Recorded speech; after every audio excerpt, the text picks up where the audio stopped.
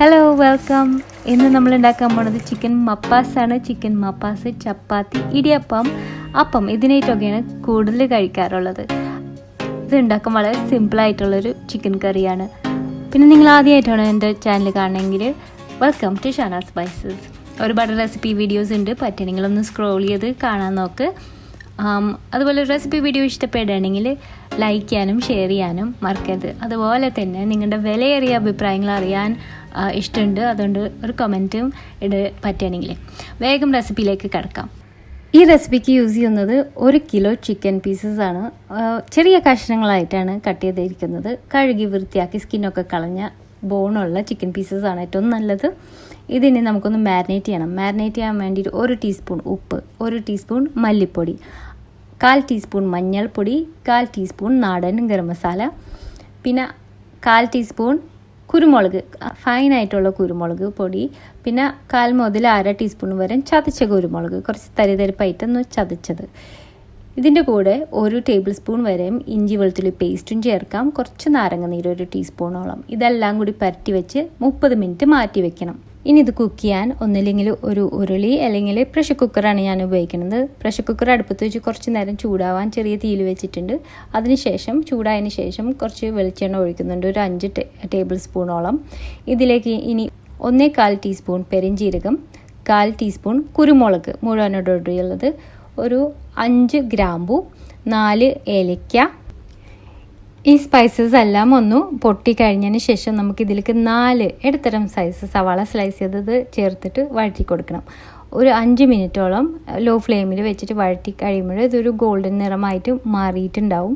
ആ ഗോൾഡൻ നിറം ആയതിനു ശേഷം നമുക്ക് ഇതിലേക്ക് ഇഞ്ചിയും വെളുത്തുള്ളിയും ചതച്ചത്, കല്ലിലിട്ട് ചതച്ചതായിരിക്കണം. ഒരു 5-6 വലിയ അല്ലി വെളുത്തുള്ളിയും അത്രയും തന്നെ ഇഞ്ചി ചതച്ചതാണ് ചേർത്ത് കൊടുക്കുന്നത്. അതിൻ്റെ ഒപ്പം 4-5 ചെറിയ പച്ചമുളക് ഒന്ന് കീറി ഇട്ട് കൊടുക്കുന്നുണ്ട്. ഇതെല്ലാം കൂടി ചേർത്ത് 2 മിനിറ്റ് വീണ്ടും വഴറ്റിയെടുക്കണം. ഇഞ്ചി വെളുത്തുള്ളിയുടെ പച്ചമണം മാറി കിട്ടണം. അതിനുശേഷം ഇതിലേക്ക് 1 തക്കാളി ഒന്ന് മുറിച്ചിട്ട് നമുക്ക് കൊടുക്കാം. വീണ്ടും ഇത് ഇളക്കി കൊടുക്കാം.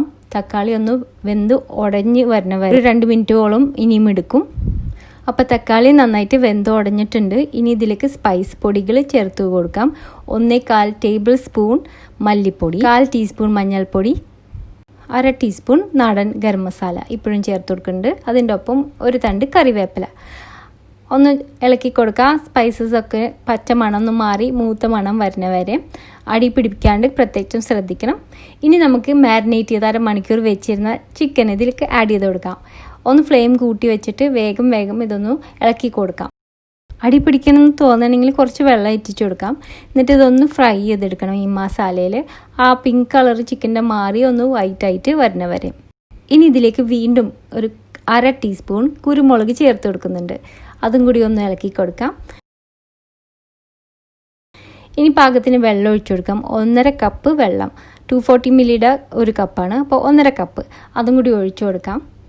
ഇനി ഞാനിവിടെ പ്രഷർ കുക്കാണ് ചെയ്യുന്നത്. ഉരുളിക്കകത്ത് ലോ ഫ്ലെയിമിൽ പതുക്കിനെ കുക്ക് ചെയ്തും എടുക്കാം. നിങ്ങളുടെ ചിക്കൻ്റെ വേവ് അനുസരിച്ചിട്ട് കുക്ക് ചെയ്തെടുക്കണം. ഇവിടെ ഒരു 3 സ്റ്റീം ആകുമ്പോൾ അടുപ്പത്ത് നിന്ന് മാറ്റി വെക്കുകയാണ് ചെയ്യുന്നത്.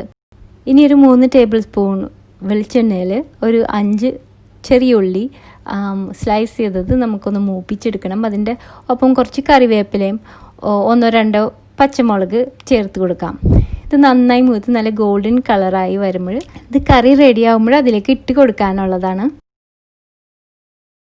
അപ്പോൾ ചൂടാറിയതിന് ശേഷം പ്രഷർ കുക്കർ തുറന്ന് ഒന്നും കൂടി തിളപ്പിക്കാൻ വെക്കുക. കുറച്ചൊന്ന് ആ ചാറൊന്ന് വറ്റി വരണം, കുറച്ചൊന്ന് കുറുകി വരണം. എന്നിട്ട് അതിലേക്ക് 1/4 കപ്പ് 1/4 പാല്, തേങ്ങാപ്പാൽ പിഴിഞ്ഞതാണ് ഒഴിച്ചു കൊടുക്കുന്നത്. പിന്നെ ഒന്ന് തിളച്ച് വന്നാൽ മതി. ലാസ്റ്റ് സ്റ്റേജിൽ ഫൈനലായിട്ട് 1/2 ടീസ്പൂൺ നമ്മുടെ നാടൻ ഗരം മസാല നേരത്തെ ഉപയോഗിച്ചത് തന്നെ പിന്നെയും ചേർത്ത് കൊടുക്കണം. ഫ്ലെയിം ഓഫ് ചെയ്യാം ഈ സ്റ്റേജിൽ. എന്നിട്ട് മൂപ്പിച്ച ആ നല്ല ഉള്ളിയും വേപ്പിലൊക്കെ ഇതിൻ്റെ മുകളിലിട്ട് കൊടുക്കാം. ചിക്കൻ മപ്പാസ് റെഡി. അപ്പം, ഇടിയപ്പം, ചപ്പാത്തി ഇതിനായിട്ടൊക്കെ നന്നായിട്ട് പോകുന്ന ഒരു കറിയാണ്. ഉണ്ടാക്കിയാൽ ഇഷ്ടപ്പെടും വിചാരിക്കുന്നത്. എനിക്ക് ഏറ്റവും ഇഷ്ടം ചപ്പാത്തിയുടെ കൂടെയാണ്. നിങ്ങൾക്കോ? അപ്പോൾ റെസിപ്പി ഇഷ്ടപ്പെട്ടുകയാണെങ്കിൽ മറക്കാണ്ട് ഒരു ലൈക്ക് അടിക്കണേ. അടുത്ത പ്രാവശ്യം നല്ലൊരു റെസിപ്പി ആയിട്ട് വരുന്നത് വരെ താങ്ക് യു.